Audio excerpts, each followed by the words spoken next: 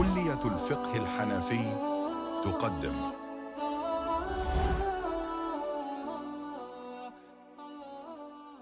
Assalamu alaikum wa rahmatullahi wa barakatuh. We are on lesson 12. Welcome to lesson 12. And may Allah subhanahu wa ta'ala bless you all. We're in the middle of the Kitabu Adab al-Qadi. The Qadi has just taken up his post. That's where we got to. And the Qadi is now, has taken over all the registers and all of the documents, and he's trying to figure things out. He's gone and looked at the people who have been remanded in custody to see what their case is and whether there's something that needs to be done with them or not so far. So all of that has happened so far. So now what we have to do is, the next thing that he's going to do is, when he looks at those people, and if any of them are now willing to confess or to do what they're supposed to do, why they've been in prison for, so he goes and gets that all sorted out, and the right of whoever needs whoever needs their rights established will be taken care of, and whoever's among the prisoners or whatever, whoever is still denying their liability, then he can't accept, if the previous judge has a statement about them, that was short of a judgment. He can't accept that anymore, because once a person has been fired or has left his post, he just becomes like any normal person. Their statements that are out of court don't carry any more weight than another regular person. So that person doesn't have influence anymore. That's why you can't take any opinion from him afterwards, except like you would take it from anybody else. Yes, if there's proof, then you'd have to go. This new judge has to go by the proof. That's why it says, فَإِن لَمْ تَقُمْ عَلَيْهِ بَيِّنَةٌ لَمْ يَعْجَلْ بِتَخْلِيَتِهِ حَتَّى يُنَادَى عَلَيْهِ وَيَسْتَظْهِرَ فِي أَمْرِهِ. So this is talking about the existing prisoners, right? So if there is no evidence established against them, clearly they're in there for a particular reason. So now he needs to figure that out, right? So if there's no evidence yet, he can't just quickly free them. He needs to take it easy, make an announcement in public. That means, he says, in the different congregations, in the bazaars, in the markets, etc. Nowadays it'll be in the media, that this is what's going on. Nowadays, I think all of these things will be probably more fully recorded. In those days, they may not have fully recorded everything, or maybe there's some paperwork that went missing or whatever. So he says, وَيَسْتَظْهِرَ فِي أَمْرِهِ. He'll try to find out what his matter was, and then based on that, he will have to take care of it. Then the next thing he says is وَيَنْظُرُ فِي الْوَدَاعِ وَارْتِفَاعِ الْوُقُوفِ فَيَعْمَلُ عَلَى مَا تَقُومُ بِهِ الْبَيِّنَةُ أو يَعْتَرِفُ بِهِ مَنْ هُوَ فِي يَدِهِ. So remember, in those days, the judge was also in charge of the various different deposits. So they would have maybe made deposits of maybe assets of that belong to the state or otherwise to different people. So he has to make sure that he's aware of all of them and he's in control of all of them. And if he needs to get the deposit back, he has to get it back. Likewise, it looks like the judge also had the responsibility of dealing with the endowments, right? So the wukuf. So to see if they are income generating endowments, to go and check those out, to make sure that the people who are responsible, that they've appointed, are doing the right thing, and so on. So all of these things he will have to do. So inshallah, that's what we'll be discussing. So I think that there was a possibility maybe that when one judge left and another one took his place, then some of the people who had deposits that they were safekeeping, people who were supposed to run certain functions of the state that the Qadi was in charge of, maybe they might have felt that once that judge goes, there may be some people who have bad intentions, that now we can just take it over, make it ours, or not report, or not give proper accounting, and so on. That's why this judge needs to take all of that into consideration, and wherever the evidence leads him, that's how he needs to act. Or if there's proper paper keeping, proper paper trails and so on, then obviously it'll be a lot easier for him to do his job.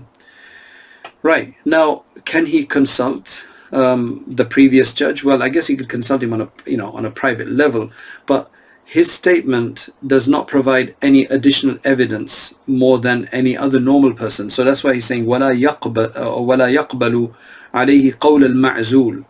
He can't just accept a statement of the previous judge, of the of the judge who's been dismissed, because he's just like anybody else now. He's gone back to being a normal common person. إلا أن يعترف الذي هو في يده أن القاضي المعزول سلمها إلى الودائع أو الغلات إليه. Right. So he has to go and scrutinize all of these different deposits and administrative posts and things like that, because he doesn't want people to be taking advantage and misappropriating these things. So that's why what he would have to do is he would have to go and check all of these things out, and then he would have to so I said he can't take the view of the previous judge and take his statement for a fact. He will have to go and investigate these people, and if these people, they confess or they have there's evidence, then that's how he's going to have to reinforce their position, or take it away from them and give it to somebody else. So he has to make sure he's on top of things, essentially, right? Now it moves into his process of judgment, right? These were things that he has to do kind of on the side, but his process as a judge, which is taking cases, lawsuits being presented in front of him. Where does he do that? So it says وَيَجْلِسُ الْقَاضِي لِلْحُكْمِ جُلُوسًا ظَاهِرًا فِي الْمَسْجِدِ. He has to be in a public place. Nowadays we actually have courthouses. In those days sometimes they just did this as part of the activities in a mosque. So that's why it says here that the judge will sit for judgment, right, in that specific position. جُلُوسًا ظَاهِرًا, in a very apparent manner, in a very clear-cut matter, in a very evident manner, not in a hidden manner, not in some corner somewhere, but in a way that everybody knows that this is where the judge is, and he's there to take cases in the masjid. And which masjid? There could be multiple masjids in town. ويختار مسجدا في وسط البلد. So try to find one in the center of town that makes life easy, تيسيرا على الناس, to make it easy for people to come there. والمسجد الجامع أولى. However, the so-called Jumu'ah masjid, or the Jami' mosque, right? This is basically the central mosque that everybody is associated with, usually they would have the Jumu'ah prayer only there and not in other smaller places. Nowadays we have Jumu'ah prayers in all masjids, but in those days they would only have the Jumu'ah in like the large mosque, and they would use the other masjids just for local everyday prayers. So that's why he's saying لأنه أشهر, because that's more well known, that it's a central location for people to go to. Usually the masjid in the center is probably going to be the Jami' as well. Like in Baghdad, the main mosque of Baghdad was in the center of the town in Abu Ja'far al-Mansur's time during the Abbasids. Now it says وَلَا يَقْبَلْ. Now the other etiquette that he has to follow, وَلَا يَقْبَلْ. Once you become a judge, you have to be very careful who you take gifts from. وَلَا يَقْبَلُ هَدِيَّةً مِنْ أَحَدٍ. Not allowed to accept gifts from anybody except your close kin. إِلَّا مِنْ ذِي رَحِمٍ مَحْرَمٍ مِّنْهُ. So except your very, very close kin, your blood relatives, close ones, right? أو ممن جرت عادته قبل تقلد القضاء بمهاداته. Or anybody who, you had some kind of acquaintance and friendship with, and they would give you gifts from before. So now that they're not giving it to you because of that. They give it to you every Eid. They give it to you like every time something happens. So it's a business person who gives you every time new stock comes in. If it's like that, then it's fine, because they've been giving it to you from before, and it's not going against any it's not going against any out of the ordinary, rather, right? It can't be seen. It has to be very careful that it's not seen as a bribe of some sort. That's why Hidayah mentions the first one. You can't refuse that kind of a gift usually, because that's silatul rahim. It's tying the knots of kinship. That can't be banned, unless of course you're going to have to make a judgment and they're trying to give you those gifts anew because they want to curry favor with you. Then that's an issue. وَالثَّانِي لَيْسَ لِلْقَضَاءِ. And the second party that's giving you gifts are those people who used to give it to you before, so they're not giving it to you because of a favorable judgment you might give for them, but it's jaryun ala al-'ada, it's their custom to do it from before. And then he says, وَفِيمَا وَرَاءَ ذَلِكَ يَكُونُ آكِلًا بِقَضَائِهِ. Beyond that, if somebody's giving you a gift, then they're probably trying to give it to you. The judge is going to be seen as basically being paid for judgments that he makes in their favor, right? Such that if one of your close relatives that you're allowed to usually take gifts of, if there is a judgment that is pending against them, you're not allowed to take gifts from them. Likewise, anybody who's customarily providing gifts, like, you know, friends, if they suddenly start increasing in their gift, unless there's a good reason, I guess, for it, right? Unless they start increasing their gift, because then that's also suspicious, right? And again, if they also have, if there is a case against them, then one has to be careful and avoid it as well at that time. Right? Are judges allowed to go to invites for food and for other receptions and things? وَلَا يَحْضُرُ دَعْوَةً إِلَّا أَن تَكُونَ دَعْوَةُ عَامَّةً.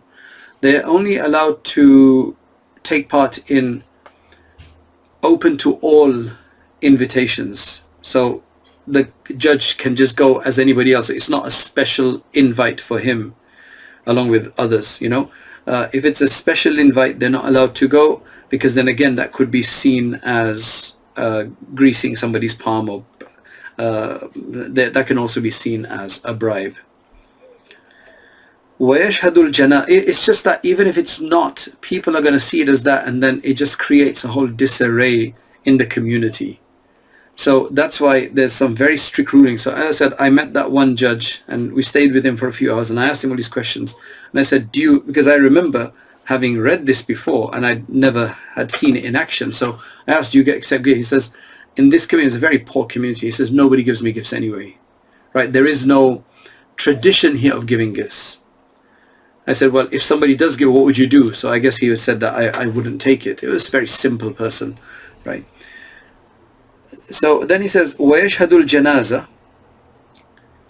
He can go and take place in burial and janaza, you know, the whole burial process. وَيَعُودُ الْمَرِيض. And he can go to visit the sick. That's a Muslim right that he can follow. That's not a problem. Then then in the actual case itself, when he's got the two opponents, the two adversaries sitting in front of one another, obviously he has to have both of them there, because there's a discussion that you're not allowed to, you can't make a judgment against an absent person, right? That's a rule. So there has to be, the absent person has to be present, or at least the deputy of this has to be present. Anyway, besides the point, let's just say both are there. وَلَا يُضَيِّفْ أَحَدَ الْخَصْمَيْنِ دُونَ خَصْمِهِ. He's not allowed to give a hospitable invitation, like invite them for a meal, one without the other. He can invite both of them, but he can't invite just one and not the other, because again, there's some bias that could express. The Imam Maidani says that the fact that he said that you're not allowed to invite one and not the other indicates that if you did invite both of them, that would be okay, right? Maybe it's his personal way of trying to make them reconcile or something. Okay, also in the actual gathering, when they're both present, he has to make sure that they're seated equally without any kind of hierarchy between them. Likewise, when he focuses on them, he has to focus on both equally. He can't be showing he can't be paying too much attention to one and not the other, like turning one off and smiling in the other person's face, or indicating towards one, or anything else that can be misconstrued as any kind of favoritism. And of course, favoritism wouldn't be allowed as well. And this doesn't make a difference whether one is wealthy or poor, or it's the father and the son, or it is the Khalifa, it is the leader himself that he has to judge, right? So yeah, you can see all of these laws are very, very clear about.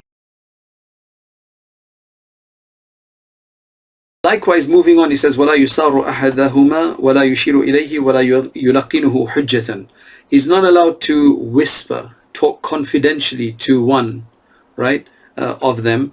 He can't indicate and make certain gestures to one of them, right, that show any kind of favor or prompting as such, like positive prompting or something like that. وَلَا يُنَقِّيُ حُجًّا, he can't even prompt them either. He has to let them speak for themselves. He has to let them speak for themselves. He has to kind of be quiet and let them speak and then look at the force of evidence, because he can't lead them to make their evidence better. Like he can't lead one, say, oh, but you meant this or you meant this, to make it better, because he has to go on the force of what he sees. He can't put words in their mouth except the formal words that they have to testify with or present their case with. Likewise, he can't smile at one of them and not the other. For example, he can have a smiling face overall if he wants, but not, and he can't joke around with them. In fact, the joking around, and again, joking, it just means maybe a light-hearted joke may be okay, but you can't joke in a way that diminishes your status, that diminishes the judge's status. لِأَنَّهُ يَذْهَبُ بِمَهَابَةِ الْقَضَاءِ. In fact, people need to be serious in court. That's why usually courts are very serious places. Even in the West, you see that, right? That's why there can't be any kind of major humor and joking that goes on. Otherwise, it just takes away from the whole serious and somber environment that is required for people to act in a proper way there. Okay, فَإِذَا تَمَّتِ الدَّعْوَةِ, once the lawsuit has come in, claim has been made, وَثَبَتَ الْحَقُّ عِنْدَهُ, and the whole process has taken its course and the right is established by whatever means it was upon one of them. Now, if again this is a bit disjointed, it jumps around in terms of what it details, right? So just keep on track. Now, the person who has the right is usually the claimant, right? It was established for him, the right was established for him that yes, the other person does owe him £1,000 or the land is his, etc. Let's just say that he now says, can you please remand him in custody until he gives me my product? Right, unless he gives me what is due to me. So, لم يعجل القاضي بحبسه, the judge can't make a haste in imprisoning him straight away. ولكن أمره بدفع ما ثبت عليه. However, he'll instruct him or order him, command him to pay what is due. Right, that okay, you owe him 1,000, or that deed of that land, sign over to him. He can do that, because imprisonment, remanding in custody, can only be at the consequence of a delay in repayment. The haqq and the right has just been established right now, so give him some time to pay. Give him some time to pay, right? So that's why he's saying that imprisonment can only be in lieu of delay in repayment, dilly-dallying in that, and unnecessarily delaying that. So let's make sure that that is what's happening first. We've just established the right on him, now give him some time to pay. This is all in the scenario that the right became established through confession on part of the defendant. Yes, I do owe him. He made a confession, right? He didn't have to go into the oaths and everything. He just made a confession. Because in that case, then it seems like he's playing ball and he's agreed to pay. That okay, I was mistaken, I felt it was otherwise, or now that the judge has said it, yes, I owe him the money. So especially in that case, it doesn't show that he's delayed, right? I know there could be specific cases where the guy's been delaying and messing around and he knew, but anyway, the point is that the judge can't force him to be in prison or imprisoned for until he gives him some time. بخلاف ما إذا ثبت بالبينة, as opposed to where it was a clear haqq and the person, the claimant had evidence which he must have showed to the person, because people don't go to court just like that for no reason. They usually have to go to court when everything else has not worked out. So he's probably shown him the evidence and everything, and the guy's still delaying, right? So in that case, it shows that he's delaying and he's just trying to cause hassle to the person he owes the money to, and he just wants to pay later or not pay at all. So in that case, فَإِنَّهُ يَحْبِسُهُ كَمَا ثَبَتَ. So in the case where it's established through evidence, not through confession, right, from the defendant, right, then in that case he has the right to imprison him straight away. لِظُهُورِ الْمَطْلِبِ إِنْكَارِهِ, because by him earlier denying, right, that because remember, before the evidence was presented by the claimant, the defendant was asked, is he correct in his claim, And the guy said no. So then that's when the evidence is presented, because the evidence is not presented until they ask the other person first, just to make life easy, that would you confess to it? If he confesses, then it's done. There's no need for evidence. He's confessed. But this was the case when he rejected that, when he said, no, I don't owe him, and then the evidence came in, right? فَإِنِ امْتَنَعَ عَنْ دَفْعِهِ حَبَسَهُ. Now, if let's just say he gave him some time to pay, and he doesn't pay in that suitable amount of time, and if he refuses to pay, حَبَسَهُ. Even if he is using the excuse that he doesn't have the money and he's poor, he will put him in prison until it can be proven that he genuinely is poor. Because what's going to happen when you put somebody in prison like that, then his family is going to need money, and somehow, even if they've been hiding it and suppressing that that he has some wealth somewhere, it's eventually going to have to come out, usually, right? That's what's going to happen. So keep him in there long enough that if he did have the money, he'd be forced to, you know, to bring it up or confess. في كل دين لزمه بدلا عن مال حصل في يده. Now, this is kind of a technical understanding. He said that is only, he can only put him in prison and remand him in custody for those kind of debts that he hasn't paid yet, that he put on himself, the debt that he put on himself in lieu of something that he received. Which means, for example, that the guy purchased something. He purchased the car and he's got a debt of £10,000. So he's got an asset right now, the car, so he can do something with it. Because he might not have the money, obviously, but at least he can sell the car to give the money. Or if it was due to some other, so he says, كَثَمَنِ الْمَبِيعِ, which we just explained as a car, وَبَدَلِ الْقَرَضِ, or it was a loan that he had taken. So if he had taken a loan, then he should have that loan money, or he should have done something with that money, that he probably has some assets to do. وَبَدَلِ مُسْتَأْجَرٍ, or he had rented, it was the rental payment he had to make. That means, again, he has something, that he would have had something.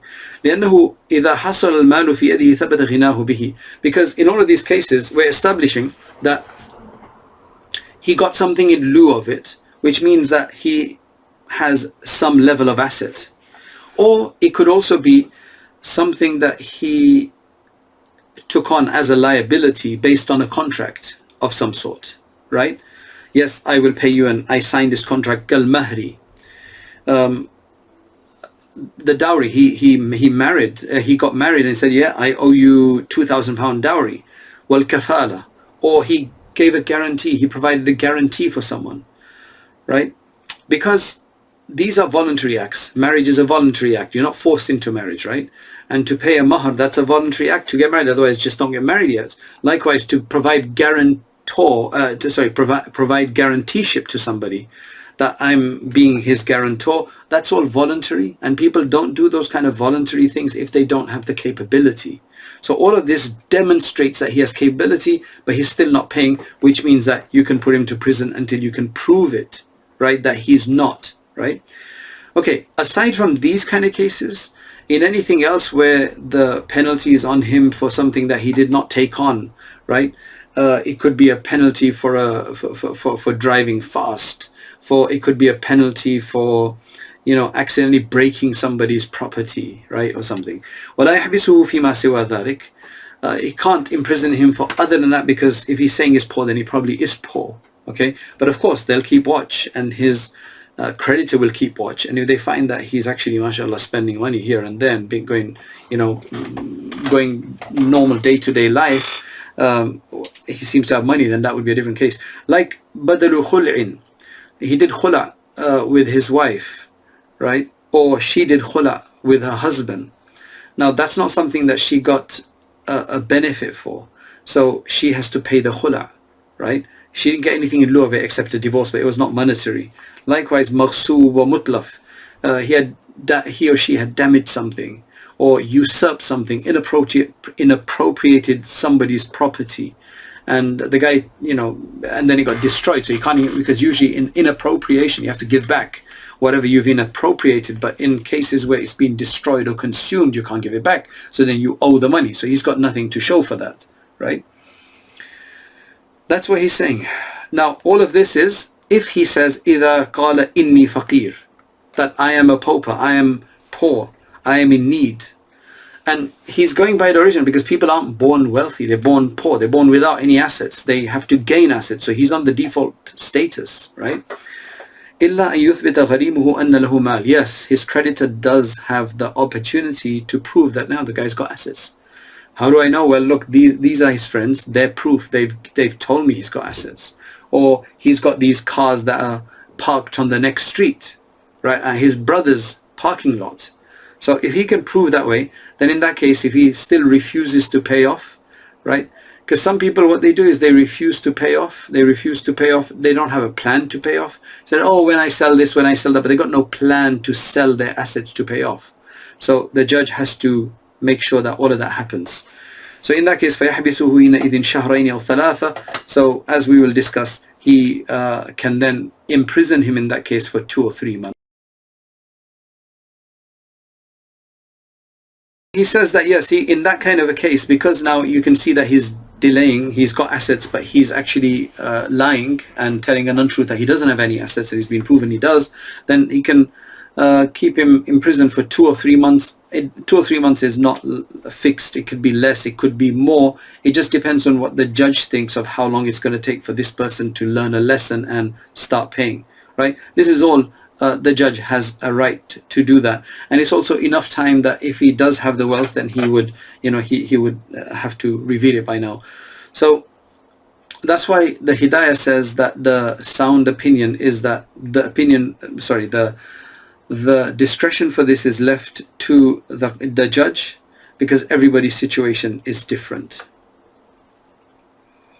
The other thing, let's just say that the person says he's poor and he lets him go, then the judge, what he can do is, the judge has to make an inquiry to ascertain whether he's really poor or not. Because then if he's poor, then he's given more time, right? Because ultimately he can pay. ثُمَّ يَسْأَلُ عَنْهُ جِيرَانَهُ وَأَقَارِبَهُ وَمَنْ لَهُ خِبْرَةٌ بِهِ. The judge will then go and start asking his neighbors. The judge doesn't have to go knocking on their doors himself. He can send his guys. He can send his workers, the people who work in the court. He can ask his relatives, and he can ask other people who may know of him, like business acquaintances and associates. فَإِن لَمْ تَظْهَرْ لَهُ مَالٍ. So if it does become clear that actually he doesn't have, he lost it all, right? Or he just didn't have it from before, and there's a reasonable picture that emerges about this, خَلَّى سَبِيلَهُ. He can let him go. Because just like anybody else, the Prophet ﷺ has mentioned that people with debts should be given opportunity, should be given time to pay for when they can conveniently pay, which is called al-nadhira ila al-maysara, right? To essentially postpone it to when they're able to pay. So if the Qadi then insisted, or his creditor insisted then on him being imprisoned, then that's going to be counterproductive. It's going to be actually oppressing this person now, because he can't make any money if he's inside either. Although some people are so lazy, they probably get free meals there, and they won't pay, and they want to pay. But anyway, this is the normal case. So what the commentator is then saying is that the judge can't accept any proof until he makes his own inquiry, because the guy may have proof that he's willing to provide witnesses that he is poor, and again, that could be made up. So in this case, it says that the judge has to actually make his own inquiry first before he accepts anything like that, right? And then there's some detail about exactly when. So then Qadi Khan, he says that if he establishes if he established that he's proof, witnesses that he's bankrupt before he gets imprisoned, then there are 2 opinions in that regard. Ibn al-Fadl says the sahih and sound opinion is that, okay, accept it, but it's better that be left to the discretion of the judge, because if the judge sees that this guy is a shameless guy who's just purposely delaying and not trying to even get money to pay off, he's just lazing around, he's a loser in that sense, then don't accept his evidence in before he is imprisoned. Don't accept it, but rather go and make your own inquiry to find out if that's the case. And if he finds out that no, he's a soft guy, he's a decent guy, then accept it and don't imprison him right from the beginning, right? In the Nahr and Khania, he said this is left to discretion. That's why in An-Nahr al-Fa'iq, transmitting or quoting Khaniya, he says that if his poverty is well known, like it's quite apparent, everybody knows that he really works hand to mouth, etc., then he can quickly ask, just make a cursory investigation and then accept him and then let him go so that he can go and do something for himself. Right, now the judge isn't allowed to, he might have let him go, but the judge then is not allowed to place a barrier or a restriction or a restraining order on the creditor from him. Right, the creditor has a right, that this guy has to produce, so he can stay with him and chase him, and what they call mulazama in Arabic, like he can stick with him essentially to make sure that he pays, so that he knows that he better make some money quickly. So the judge is not allowed to place any kind of restraining order in that when the guy is not in prison, obviously, right? However, the people aren't allowed to go into his house. His creditors aren't allowed to go into his house. They can stand outside. They can literally stand outside 24 hours a day. That when he comes out, they can pester him. Okay, where's our money? So to kind of pressure him and force him. Right, some other cases. What about if the debtor is a woman and it's a man who's the creditor? Can he chase her like that? That's seen as not very good, although some scholars do allow that even, right, to happen. But in this case, Imam Maidani is saying that rather he should appoint a woman to do that for him, because that's a very compromising situation. So that might get him in trouble eventually. She might accuse him and so on, I think, So get a woman to chase her instead and to stay with her and to basically be with her all the time until she pays.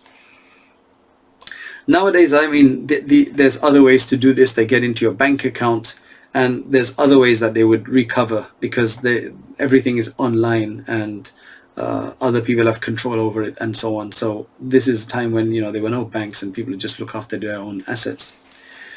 Right, he then says, these are now a discussion of other people that can be imprisoned or not, right? So وَيُحْبَسُ الرَّجُلُ فِي نَفَقَةِ زَوْجَتِهِ لِظُلْمِهِ بِامْتِنَاعِهِ. A wife puts in a case that my husband doesn't give me my monthly stipend, for the basic food and drink and so on, right? And clothing and so on. So the guy refuses, so they can imprison him every month until he pays. What about a father so anybody can be imprisoned for anybody else if they don't pay, and it's established in the way we said and the procedure is followed. However, a father can never be imprisoned for a debt owed to his son, right? Because remember, imprisonment is like a punishment, and a child will never have a right like that upon the father to impose on him. It's just a special relationship that doesn't allow that right to be established. Except in the case where it's not an older son, it's a younger son, and the father is responsible for their expense as well, just like he is for the wife, and he's refusing to do so, and they're struggling big time. So that way they're going to perish. They're going to be severely, malnourished or damaged, or in big trouble, essentially, in big pain and hunger and so on. So in that case, he can do that, and also because this is a technical issue that the wife and other expenses, once the month passed, that expense it passed. It can't be rolled over as such. Then it's the new months. It's the new months. The only time it can be rolled over is if there was a judgment from a judge that yes, you have to pay this much, or they had a mutual agreement that he has to pay this much. That's a separate issue that you will learn in nikah, right? And then وَيَجُوزُ قَضَاءُ إِلَّا إِذَا امْتَنَعَ. We did that. وَيَجُوزُ قَضَاءُ الْمَرْأَةِ فِي كُلِّ شَيْءٍ إِلَّا فِي الْحُدُودِ وَالْقِصَاصِ اعْتِبَارًا بِشَهَادَتِهَا. This is a very straightforward statement. It's just a one-liner, essentially saying that the judgment of a woman is permitted in everything, except in hudud and qisas. In hudud and qisas, they won't be. This is if she was made a judge and she judged in accordance with the deen, then yes, that judgment would still be a valid judgment, right? Just the same as, because remember, to be a judge, the conditions are that you can also bear witness and be a witness. So a woman can be a witness as well. So in that sense, her judgeship will be valid. Now I have to differentiate between validity and permissibility. So according to many of the texts that I will read for you, it shows discouragement and reprehensibility, in a sense, dislike for women becoming judges. But if they did become a judge and they also ruled correctly, then there's nothing stopping that judgment from being a valid judgment, an official judgment, just like if a man had done so. That's essentially what they're saying, right? So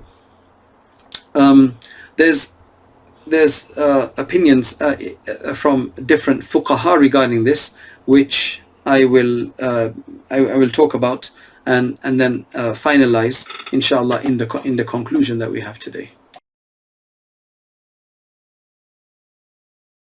To conclude for today, I'm not going to go into any kind of exhaust treatment of this issue of can women become judges or not, right? I'm just going to quote to you what the editor here, which is Sa'id Bakdash, in his copy, in his edition of the Lubab, which is a commentary of the Quduri, he says that Ibn Abidin says that they have differed with regards to women becoming a judge in everything other than hudud and qisas. So those kind of, you can say, strict, severe punishments for drinking, etc., and qisas, which is retaliation for a limb or life, right? Aside from that, those, and everybody's agreed that they're not allowed to be a judge for that, but in everything else, there's a difference of opinion. Then the Haskafi mentions in Ad-Durr al-Mukhtar that وَالْمَرْأَةُ تَقْضِي فِي غَيْرِ حَدٍّ وَقَوَدٍ, that a woman provides judgment in other than had and qawad, which essentially refers to the qisas and so on. I said وَإِنْ أَثِمَ الْمُوَلَّى لَهَا, or مُوَلِّي لَهَا, sorry, except that the one who put her in that position and appointed her to that place will be sinful, right? So there's a sin in doing that, but then if she gives the judgment, it will be valid, right? Essentially saying that. Why? Because there's a hadith of Bukhari which he invokes. The Prophet ﷺ said, لَنْ يُفْلِحَ قَوْمٌ وَلَّوْ أَمْرَهُمْ إِمْرَأَةً. No people can be successful, no community, no people can be successful who have consigned their matters to a woman, right? And that's why Razi in his Khulasatul Dalail, which is another text, has explicitly stated that it's makruh for her to do these others, it's makruh, it's disliked for her to make judgments in other than hudud, right? That doesn't mean that it won't be implementable, it's just that it's makruh, it's sinful in that sense, right? Ibn al-Humam has an interesting take. He says that the discussion here is if she was appointed and the appointer, whoever put her in that position, has already been sinful for that, and then after that she made a judgment that was in conformance to the judgment, then would that be, he's asking the question that if all of that did happen and then she made a judgment which was in conformance to what another judge would have made, and according to Sharia, would that be implementable or not? So that's the question.